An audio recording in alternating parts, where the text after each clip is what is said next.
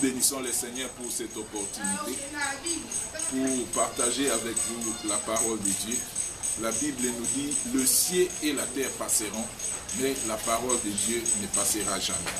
La parole de Dieu est très très importante dans notre vie, car si nous voulons réussir, nous voulons maximiser notre destinée, nous avons besoin de la parole de Dieu. Et la maximisation de la destinée, c'est être béni sur la terre et avoir la vie éternelle au dernier jour. Parce que le même Dieu qui nous a promis des bénédictions terrestres, c'est le même Dieu aussi qui nous a promis des bénédictions célestes. Alors, il y a des bénédictions qui sont liées à la vie terrestre et les bénédictions qui sont liées à la vie céleste. Mais le thème que nous allons développer à ce moment-ci, au travers de cette vidéo, concernant la maximisation de la destinée, nous allons parler de l'impact de la prière sur la maximisation de la destinée. Comment la prière peut influencer la maximisation de votre destinée. Il y a beaucoup de promesses dans la Bible, des bénédictions pour nous, enfants de Dieu. Mais ces promesses ne peuvent trouver expression dans notre vie que dans certaines dimensions. Il y a deux grandes dimensions importantes, on peut ajouter même trois. Première dimension qui fait manifester les promesses de Dieu dans notre vie, ce sont les alliances. Quand on a une alliance avec Dieu, au travers de cette alliance, il y a un contrat et Dieu va commencer à nous bénir par rapport à cette alliance. Et la deuxième dimension, c'est nos œuvres. Il y a certains comportements, certains actes qui sont liés aux bénédictions, tels que donner, il vous sera donné. C'est-à-dire, tant que vous n'avez pas donné, vous ne pouvez pas recevoir. Alors, là sont des principes. Alors, maintenant, il y a aussi la troisième dimension, c'est la dimension la plus importante que nous appelons la prière. Et dans la prière, c'est quand nous prions que Dieu libère les bénédictions. C'est comme Isaac, il avait la promesse. C'est un enfant de l'alliance. Il est né dans la promesse de Dieu. Et Dieu a promis à Abraham que sa descendance sera grande. Il aura des multitudes et des multitudes de descendants. Mais Isaac maintenant a marié une femme qui était stérile. Et cette femme, c'est Rebecca. Elle était belle de figure, elle avait beaucoup de bonnes qualités, mais elle avait la stérilité. Mais pour que cette promesse puisse s'accomplir, se matérialiser, il fallait que Isaac puisse prier. Et la Bible déclare que Isaac implora l'Éternel et l'Éternel l'exauça.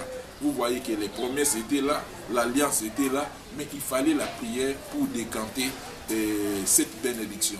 Donc il y a certaines bénédictions, bien que ça y est dans les promesses de Dieu, bien que ça fait partie des alliances de Dieu, mais si vous ne priez pas, vous ne saurez pas accéder à ces bénédictions. Alors, mais maintenant, comment est-ce que la prière peut nous introduire dans la bénédiction? Alors, pour accéder à la bénédiction et que votre prière puisse influencer la maximisation de votre destinée, c'est-à-dire accéder aux promesses de Dieu sur la terre et la vie éternelle, et les deux promesses de la terre et de l'éternité constituent ce que nous appelons le plan merveilleux de Dieu. Alors, celui qui est dans le plan merveilleux de Dieu, c'est une personne qui est bénie sur la terre et il a aussi la vie éternelle au dernier jour. Mais pour parvenir au plan merveilleux de Dieu, à part nos œuvres, à part les promesses de Dieu, nous devons prier. Alors, la prière a plusieurs dimensions. On peut prier, adorer, on peut gêner, on peut faire la prière d'autorité, chasser des démons, des guérisons, ainsi de suite. Mais ici, nous voulons parler de la prière qui est liée à demander quelque chose, à recevoir pour accéder aux promesses de Dieu.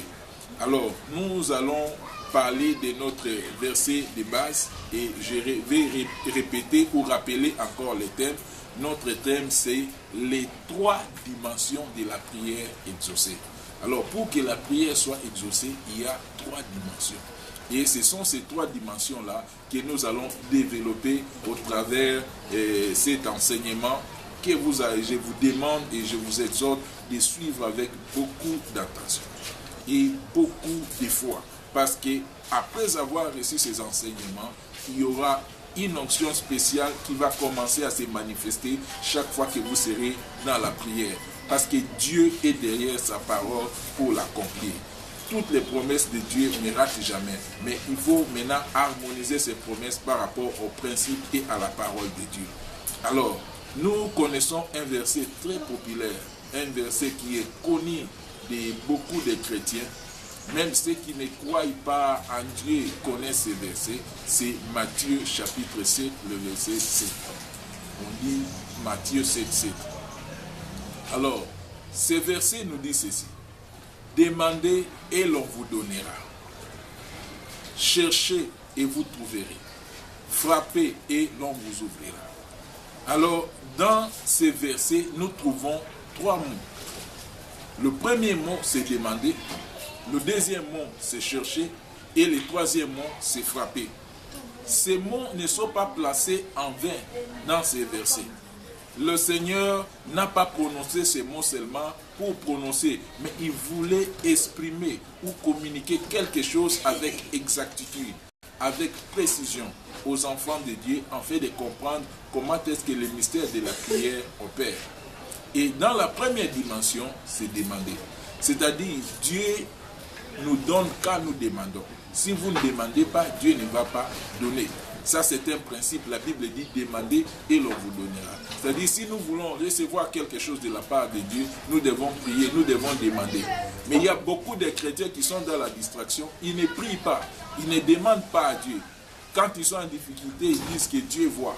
Dieu voit tout, Dieu connaît tout. Oui, Dieu voit tout, Dieu connaît tout, il sait tout. Il est tout, il est omniprésent, omnipotent, omniscient, tout ce que nous connaissons là, dans ses attributs ou dans sa capacité de Dieu. Mais pour agir dans une dimension précise, il a besoin de notre prière, il a besoin de notre demande. C'est pour cela, même quand les gens venaient auprès du Seigneur, « Aie pitié de moi, Seigneur, fils de David, sauve-moi », le Seigneur posait des questions aux gens. « Que voulez-vous que je fasse ?» Parce qu'il voulait que l'homme lui-même puisse demander. Il voulait que l'homme lui-même puisse confesser. Parce que quand nous confessons de la bouche, nous connectons maintenant notre désir à l'Esprit de Dieu, afin qu'il puisse maintenant nous communiquer les bénédictions dont nous avons besoin. Alors, la demande est capitale, parce que la Bible dit, tout ce que vous demanderez en priant, croyez que vous l'avez reçu et vous le verrez s'accomplir. C'est-à-dire, c'est quand nous demandons, c'est alors que Dieu donne. C'est pour cela, il y a même des interprétations qui disent, Adam a répondu à Dieu, la femme que tu m'as donnée a fait, c'est elle qui m'a induit en erreur. Parce que réellement, Adam n'avait pas demandé à Dieu, la femme. C'est Dieu lui-même qui a trouvé qu'il n'était pas bon. Et quand il y avait un problème, Dieu a dit, Adam avait une bonne raison de dire à Dieu, la femme que tu m'as donnée. C'est pour cela, dans la Bible, maintenant, Dieu dit, celui qui trouve une femme trouve le bonheur. Mais cela ne veut pas dire que nous ne pouvons pas associer Dieu dans l'orientation, dans certaines décisions de la vie. Alors, pour dire que réellement, Dieu tient à ce que nous puissions demander. Et quand nous demandons, c'est un signe d'appartenance, c'est un signe d'humilité, c'est un signe de soumission. Et quand vous demandez, parce que la Bible dit, Dieu résiste aux orgueilleux et il fait grâce aux humbles. C'est-à-dire, quand vous demandez, vous montrez réellement que vous êtes incapable sans l'intervention de Dieu. Là, Dieu est vraiment édifié pour vous bénir et vous communiquer. Mais les gens qui ne prient pas ou qui ne demandent pas sont les gens qui croient qu'ils sont capables de tout faire. Cependant, la capacité humaine est très limitée. Nous avons besoin de l'intervention divine. Pourquoi? Parce que notre combat n'est pas avec le sang et la chair. Il y a beaucoup de forces maléfiques, des forces surnaturelles, le diable et ses démons, il y a des esprits méchants. Toutes ces forces, nous ne pouvons pas combattre ou les renverser, les vaincre par notre capacité. Nous avons besoin de l'intervention surnaturelle. Et cette intervention surnaturelle qui vient de Dieu ne peut nous parvenir, ou ce secours surnaturel ne peut nous parvenir qu'au travers de la prière. Et cette prière, c'est quand nous demandons. Alors, la Bible nous dit, demandez et il vous sera donné. Mais le diable est connaissant que quand nous demandons, nous allons recevoir. C'est pour cela, vous remarquerez que le diable combat la prière. Il ne veut pas que les gens prient. Il crée la faiblesse, et pourtant parler n'est pas autre exercice que, et prier n'est pas autre exercice que parler, comme nous parlons d'autres choses, ainsi de suite. Vous trouverez quelqu'un, quand il faut parler du football, quand il faut parler de ceci, de cela, critiquer les gens, injurier ou parler de bêtises, ainsi de suite, vous trouverez que cette personne parle beaucoup sans dormir, sans se fatiguer, mais quand il s'agit de la prière, automatiquement c'est la lourdeur. La personne peut parler que 2-3 mots, c'est fini, ne parle plus. Pourquoi? Parce que le diable connaît que dans la prière, il y a la victoire, il y a l'exaucement. Mais le diable combat et empêche les gens de prier afin qu'ils demeurent toujours dans la souffrance, dans la médiocrité et qu'ils n'expérimentent pas. Parce que la prière nous connecte avec Dieu. Et quand nous sommes connectés avec Dieu, il y a maintenant les téléchargements surnaturels. C'est-à-dire la puissance de Dieu, la capacité divine va commencer à s'investir dans notre vie, dans notre existence, dans tout ce que nous intervenons et nous entreprenons. Et le diable sera repoussé. Mais pour qu'il soit bien gardé, le diable fera tout par ses stratégies d'empêcher les humains, d'empêcher les gens de prier. Il va multiplier des occupations, des programmes à la télévision, des distractions, des visiteurs, des ceci, de cela. Vous trouverez toujours des excuses pour ne pas prier en donnant une raison. Non, je vais faire ceci, je vais nettoyer d'abord les habits, je vais d'abord me baigner, je vais d'abord préparer, comme ça je mets la nourriture, demain on n'aura pas de difficultés, ainsi de suite. Il y en aura toujours et ça arrive à tout le monde. Ça c'est une vérité, une réalité que beaucoup de gens expérimentent. Mais maintenant pour prier, il faut la discipline, il faut mettre la priorité. Découvrir que votre temps de prière, c'est le moment le plus important. Parce que c'est à ce moment-là que Dieu vient s'investir dans nos vies pour dégager les forces maléfiques surnaturelles qui viennent nous accabler et nous assujettir pour nous empêcher de mener une vie de bénédiction sur la terre. Alors, la prière devient très importante, mais le diable combat toujours. Alors, j'ai toujours donné l'illustration de la vie de prière ainsi que les oppressions, les combats dans la vie de prière, la vie de lourdeur. Vous avez des difficultés parce que réellement, vous remarquerez que dans la prière, il faut beaucoup de motivation. Peut-être quelqu'un doit se retrouver dans des situations très très difficiles, compliquées, pour réellement s'engager dans la prière. Mais naturellement comme ça, les hommes ou les humains sont faibles dans la prière, sans l'intervention du Saint-Esprit ou une circonstance qui les pousse à beaucoup prier. Maintenant, qu'est-ce qui va se passer? Je donne toujours une illustration, et cette illustration, c'est comme dans un combat de boxe. Alors quand on fait la boxe et que l'adversaire se retrouve qu'il est en difficulté, il est déjà dans ce qu'on appelle KO debout. C'est-à-dire qu'il a déjà perdu la force, mais il ne veut pas tomber parce que dès qu'il tombe, on confirme le KO. Mais qu'est-ce qu'il va faire? Il va commencer tout le temps à s'accrocher à son adversaire pour avoir encore le souffle et passer un peu le temps. Peut-être que ça sera la fin du combat. Là, on peut proclamer nul ou comment par rapport au chaos qui est déjà manifesté en lui, mais qui ne veut pas admettre. Alors, il va empêcher l'autre de lui donner des coups. De temps en temps, il viendra à s'accrocher au corps, ainsi de suite. Alors, cet adversaire qui a le chaos debout, c'est le diable. Il y a 2000 ans sur la croix, le diable a été vaincu et le Seigneur a dit tout est accompli. Le diable est très très conscient de cette réalité. Mais il a tendance à montrer aux gens qu'il est encore fort, il peut faire quelque chose, il peut ceci. Mais quand nous prions, nous affaiblissons le diable. Ce sont des coups qu'on est en train de lui donner. Alors lui ne veut pas qu'on prie parce que son échec va se manifester. Alors il va s'accrocher pour donner la lourdeur et la faiblesse. Alors vous qui suivez vraiment cet enseignement, à partir d'aujourd'hui, bousculez le diable et donnez-lui des coups vraiment très très rapidement, des coups très durs jusqu'à ce qu'il tombe. Et ces coups sont le temps que vous passez dans la prière et votre victoire va se manifester. Alors là, nous sommes dans la première dimension qui est demandée. C'est-à-dire, chaque prière a une réponse. Il n'y a pas une prière sans réponse. Alors, si vous ne voyez pas la réponse immédiatement, vous verrez la réponse peut-être le soir. Et si vous ne voyez pas le soir, vous verrez la réponse demain. Si vous ne voyez pas la réponse demain, vous verrez la réponse quelques jours plus tard. Mais si quelques jours plus tard ou quelques années, vous ne voyez pas la réponse, la garantie est celle-ci. Vous ne mourrez pas sans pour autant avoir vos prières exaucées. Parce que la Bible nous dit, demandez et il vous sera donné. Maintenant, il y a une dimension où les gens demandent, mais ils ne sont pas exaucés.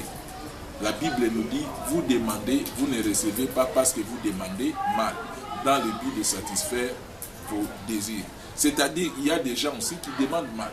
C'est-à-dire, au lieu de demander par rapport à la parole de Dieu, lui demande par rapport à ses sentiments.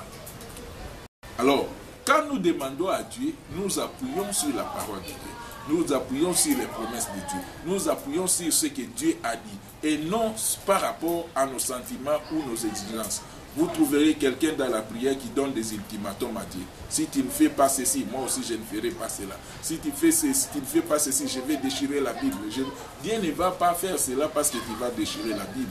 Dieu ne fera pas quelque chose parce que tu vas dormir par terre ou tu vas te tuer ou quoi que ce soit. Dieu fait les choses selon sa parole.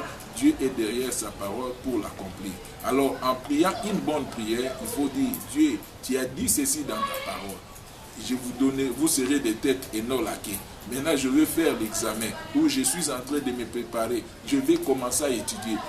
Accorde-moi l'intelligence, accorde-moi la sagesse pour que je sois toujours la tête. À ce moment, Dieu va commencer à vous exaucer par rapport à sa parole. Il a dit, vous imposerez les mains aux malades et les malades seront guéris. Alors, il ne faut pas dire non, Dieu guérit mon frère parce qu'il est l'aîné de la famille. Sans lui, la famille va souffrir. Dieu ne va pas faire parce que la famille va souffrir. Ou fait ceci à cause de cela. Non, Dieu fait selon sa parole. C'est là où beaucoup de gens échouent. Alors, quand votre prière a échoué, il faut aller maintenant, votre demande a échoué, aller dans la deuxième dimension. Alors, la deuxième dimension, qu'est-ce que ce verset nous dit? Cherchez et vous trouverez. Alors, beaucoup de gens interprètent mal cette partie de chercher. Chercher, ils disent, oh, chercher le travail, et ainsi de suite. Il ne faut pas seulement prier. Après avoir prié, il faut chercher. Oui, c'est normal. Vous priez et vous allez chercher. Mais dans ce contexte, le Seigneur ne parlait pas du travail, il parlait de la prière. Alors, par rapport à la prière, chercher, qu'est-ce que la Bible nous dit dans Matthieu chapitre 6, le verset 23? La Bible nous dit, cherchez premièrement les royaumes et la justice de Dieu, et le reste vous sera donné par-dessus. Et dans cette dimension de chercher, c'est-à-dire, c'est de vous examiner par rapport au royaume. La Bible dit, la main de l'Éternel n'est pas courte, ses oreilles ne sont pas dures, mais ce sont nos péchés qui mettent une barrière entre nous et notre Dieu. Peut-être vous avez prié, mais il y a quelque chose dans votre vie qui empêche Dieu de vous exaucer. La Bible dit, celui qui cache ses péchés ne prospère pas. Peut-être il y a un péché non confessé, peut-être il y a quelque chose que vous avez fait, que vous devez réparer, qui est en train de bloquer. C'est pour cela qu'il faut chercher. Dieu dit, vous me chercherez et vous me trouverez si vous me cherchez de tout votre cœur. Chercher Dieu, c'est quoi? C'est mettre sa vie en ordre par rapport à la parole de Dieu. Quand nous cherchons, nous mettons notre vie en ordre. C'est alors que ce que nous avons demandé, ça fait partie du reste. Le reste, c'est tout ce que nous avons besoin. Tout ce que nous pouvons demander dans la prière, cela nous sera accordé. Mais si nous n'entrons pas dans cette dimension de chercher, on peut continuer seulement à prier sans pour autant s'examiner. Et dans le chercher, vous pouvez prier, même chercher la cause de votre souffrance, de votre difficulté. Dieu peut vous révéler, non, c'est cas, il faut faire ceci, il faut vous repentir, il faut vous réconcilier, ainsi de suite. Parce qu'il y a certaines choses, vous cherchez la bénédiction, mais vous avez des problèmes avec des gens, des difficultés, des querelles, vous chamaillez avec les gens au travail et vous demandez à Dieu de vous bénir, de vous donner la promotion. Non, là, ce n'est pas un problème. Pour que Dieu agisse, vous devez vous harmoniser, chercher la paix avec tous et la sanctification sans laquelle personne ne verra le Seigneur. Ça fait partie des principes du royaume de Dieu. C'est-à-dire, il faut qu'il y ait des bases, il faut qu'il y ait des fondements qui vont permettre à l'exaucement de votre prière. Alors, dans la repentance, il y a deux dimensions. Il y a la repentance, il y a aussi la réparation. Vous pouvez demander peut-être à Dieu une bénédiction. Cependant, avant d'être exaucé, il faut aller réparer, restituer ce que vous avez volé, arranger avec les gens, négocier avec les personnes, mettre les choses en ordre. À ce moment-là, Dieu va vous exaucer. C'est ça la dimension de chercher. Alors, certaines demandes bloquent seulement parce qu'on n'a pas encore cherché le royaume de Dieu. On ne cherche pas à mettre sa vie en ordre, mais on veut seulement que Dieu puisse vous bénir. Alors, à tous les niveaux, que ce soit dans le mariage, que ce soit dans des relations humaines dans la société, que ce soit ou bien une relation personnelle avec Dieu.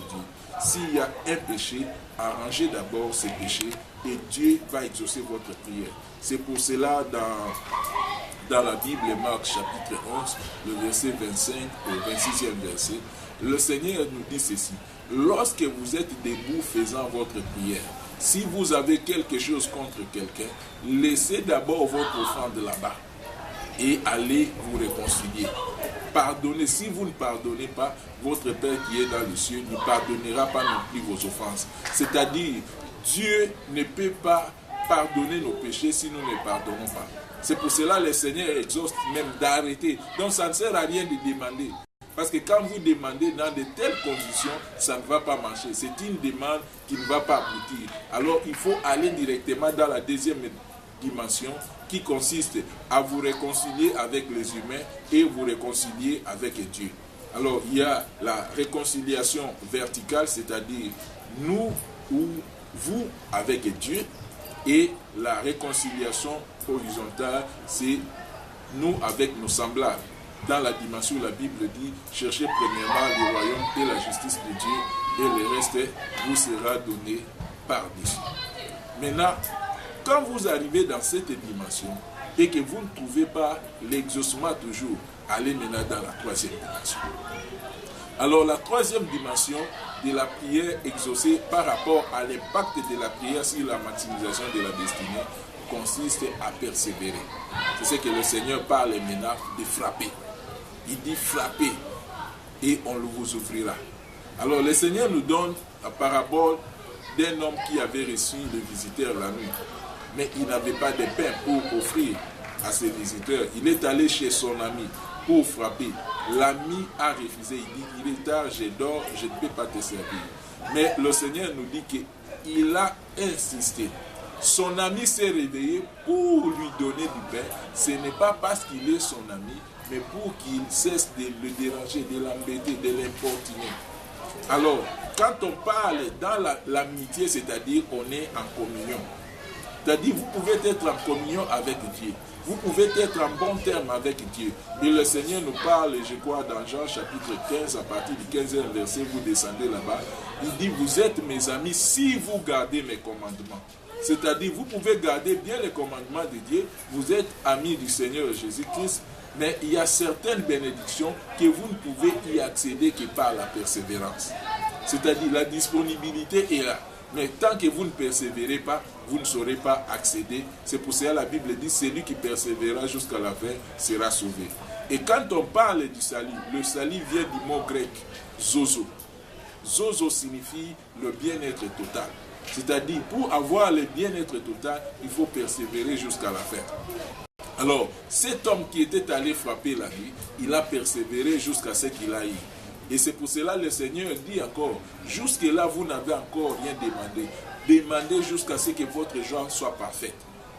Même dans la pêche, il y a certains poissons que vous trouverez à la surface. D'autres dans la première, deuxième couche. Mais il y a certains poissons qu'il faut aller seulement dans la profondeur. Tels que les baleines. Vous n'allez pas trouver les baleines. Les requins, oui, des fois, il peut sortir. C'est-à-dire, vous pouvez, par hasard, dans la surface, attraper un requin. C'est-à-dire, vous demandez seulement et vous recevez. Mais il y a certains poissons, même dans leur nature, ils ne viennent pas, ils n'apparaissent pas dans la surface. Ils vivent toujours là-bas. Alors, si c'est leur mode de vie là-bas, il faut entrer dans la profondeur. Et la profondeur, c'est quoi? C'est la persévérance. Donc, il y a certaines bénédictions. Tant que vous ne persévérez pas, vous n'accéderez jamais à ces bénédictions, bien que c'est écrit. Pour que Anne puisse avoir Samuel, elle avait persévéré. Et c'est dans la persévérance qu'elle a eu maintenant Samuel. Et chacun de nous aussi a le Samuel de sa vie. Alors, si vous avez besoin de votre Samuel, il faut persévérer. Donc, quand on parle maintenant de Samuel, on parle de quelque chose de grand. Si on a parlé d'Anne, parce que Samuel était devenu grand, un prophète majeur, c'est lui le père fondateur du royaume d'Israël. Il a consacré le premier roi Saül, il a investi aussi le roi David, il avait ainsi toute la structure, les fondements du royaume d'Israël, tout s'est passé par le prophète Samuel. Et par sa grandeur et sa mission, il fallait maintenant recourir à ses origines. Comment il était né, comment il est devenu, ainsi de suite. Maintenant, on parle de Anne. C'est-à-dire, par votre Samuel, le monde parlera de vous. Et des générations parlera de vous. Si vous voulez que des générations et des générations, votre nom soit mentionné à cause de ce que le Seigneur va faire ou accomplir, établir dans votre vie ou manifester, vous devez maintenant avoir la persévérance dans la vie de prière. Qu'est-ce qui se passe dans la vie de beaucoup de gens? Ils demandent quelque chose aujourd'hui, ne voient pas les résultats, ils cherchent, ils changent. Ils commencent à changer les sujets de prière. Lui demander la voiture, maintenant quelqu'un donne les témoignages des congélateurs, lui croit maintenant c'est au ciel, maintenant on commence à donner des congélateurs. Il laisse maintenant sa requête de la voiture, commence, Dieu donne-moi aussi les congélateurs, parce que l'autre a reçu les congélateurs, il croit que c'est ce qui est facilement donné maintenant au ciel. Non, vous ne savez pas ce que la personne a enduré pour parvenir à ces résultats. Alors, ces trois dimensions de la prière sont très très importantes dans notre vie. Quels que soient les sujets que vous avez, il n'y a pas un problème sans solution. Le Seigneur dit, venez à moi, vous tous qui êtes chargés et fatigués, je vous donnerai du repos. Il y a la solution dans tous nos problèmes. Mais quand vous priez, mettez maintenant ces trois dimensions de la prière. Le même sujet, vous pouvez aller demander. Et quand vous ne trouvez pas de solution, entrez maintenant dans le chercher, c'est-à-dire voir votre relation avec Dieu et qu'est-ce pourra être un obstacle par rapport à votre sujet devant l'Éternel. Et entrez maintenant dans la troisième dimension, c'est la persévérance. Alors ces trois dimensions ne ratent jamais. Vous maximiserez votre destinée. Chaque chose que vous demandez à Dieu, si c'est écrit et fondé dans la parole de Dieu, je vous garantis, vous ne mourrez jamais sans pour autant expérimenter cette bénédiction. Alors, peut-être vous avez 30 ans, 40 ans, 20 ans, 50 ans, 10 ans, 3 ans dans la foi. Vous ne voyez pas certaines choses se manifester dans votre vie. Il y a même certaines choses que vous aviez demandé à Dieu et que maintenant vous ne priez plus. C'est à cause des manques de ces principes, de ces trois dimensions. Maintenant, rentrez même des prières que vous avez déjà abandonnées. Opérez dans ces trois dimensions, vous allez réussir et le contraire ne sera pas possible. Que le Seigneur vous bénisse. Je vous aime. Que la grâce de Dieu vous accompagne. Les bénédictions, les alliances et l'onction du Saint-Esprit vous accompagnent. Allez maximiser la destinée. Rendez-vous au sommet et rendez-vous au ciel. Ne manquez pas. Que Dieu vous bénisse.